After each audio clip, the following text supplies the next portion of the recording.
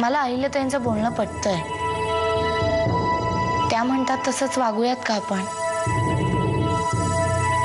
ही कल्पना चांगली आहे. एकदा का तिची सही झाली की तिचं काय करायचं हे आपण ठरवू शकतो. मी फक्त तुला आमचा निर्णय कळवायला आली. काय वेगळा निर्णय घेणार तुम्ही सगळे लोक? सगळेजण एकत्र बसला असाल, खलबत केली असतील आणि ठरवलं असेल सुगंधाला या घरात राहू द्यायचं नाही. मी तुला हे सांगायला इकडे आली आहे की तुझी मागणी आम्हाला मान्य आहे. तुम्ही खरंच राहू देणार आहात मला घरात?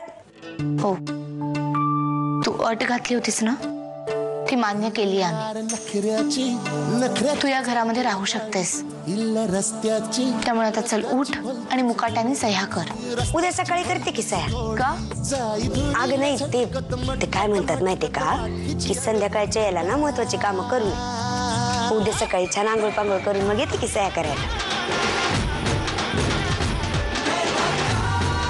साहेब, एका महत्वाच्या विषयावर बोलायचं होतं. बोला. काही सिरियस? आत्याबाईंचा फोन आला होता मला. उद्या सकाळीच त्यांनी मला भेटायला बोलवले. साहेब, काय करावं काहीच कळत नाहीये. तिला तुम्ही कबूल केल्याप्रमाणे तुम्ही घरी या तिला भेटायला. पण तिला भेटण्याआधी मला भेटा. मी सांगतो तुम्हाला काय बोलायचं तिच्याशी ते. रस्त्यावरच्या कुत्र्याला पण बिना मतलब भाकरीचा तुकडा न देणारी किल्लेदार मंडळी तुला 2 कोटी रुपये देऊन वर घरात राहायची परवानगी देते. याच मला काहीतरी डाऊटिंग येते. तू काही लेडी डायनासोर आहे काही तुझ्या एवढं उपकार करायला? हा, विचार कर जरा. तुला लय अक्कल दिली ना देवानी, तूच कर विचार आणि सांग मला काय ते. तुझी अट आम्हाला मान्य आहे. मुकाट्यानं सह्या कर. सुगंधा, मी तुला कायमचं या घरात ठेवून घ्यायला राजी झालोय ना.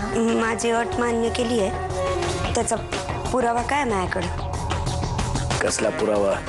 म्हणजे तुम्ही मला कायमचं घरात ठेवून घ्याल ह्याची काय गॅरंटी? नक्की काय हवंय तुला?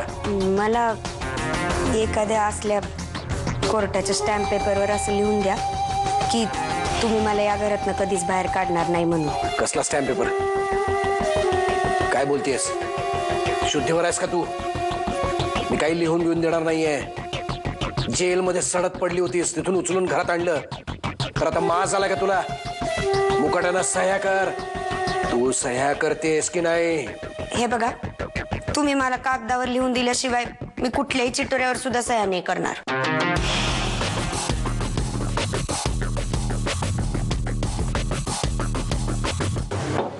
संगीताई. हा रामू दादा. आत्याबाईंच्या खोलीत सापडल्या या. मी त्यांची खोली साफ करत असताना त्यांच्या खॉट खाली सापडल्या. खॉट खाली? जानकीबाईंनी सांगत होते की कागदपत्रांवर सह्या करण्यासाठी सुगंधाने या घरामध्ये कायमचं राहू द्यावं अशी मागणी केली. फार काही अवघड नाहीये. एकदा तिच्या सह्या झाल्या की आपण तिला हाकलून देऊ शकतो. वाकणीस ती अशानं बधणाऱ्यातली नाहीये. तिचं डोकं कुठे चालेल ना काही सांगता येत नाही. कधीतरी माझं डोकं फिरलं ना तर. साहेब, तुम्ही शांत व्हा. सुगंधा कितीही नालायकपणा करत असली तरी तिला अशा प्रकारे आपण नाही धडा शिकवू शकत. तुम्ही जर असं वागलं तर काय विरोधकांना उत्तमच आहे. तुम्हाला लगेच टार्गेट करतील. आधीच रमावतीच्या घराच्या बांधकामाच्या बाबतीत आणि हॉटेलच्या बांधकामाच्या बाबतीत अडथळे येत आहे.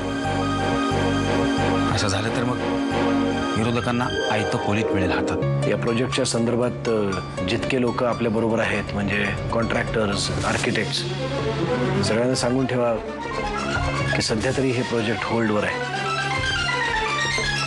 फार तपशिलात काही सांगू नका.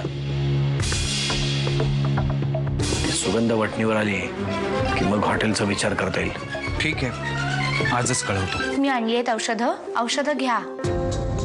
आणि तुमची तब्येत बिघडली ना सगळेजण मला रागवतील. काय बोलतेस तू? तुझा काय संबंध? घरात नोकर म्हणून राहतेस ना तू. तुला कोण कशाला ओरडेल? गोळ्या घेणारच नाहीये मी.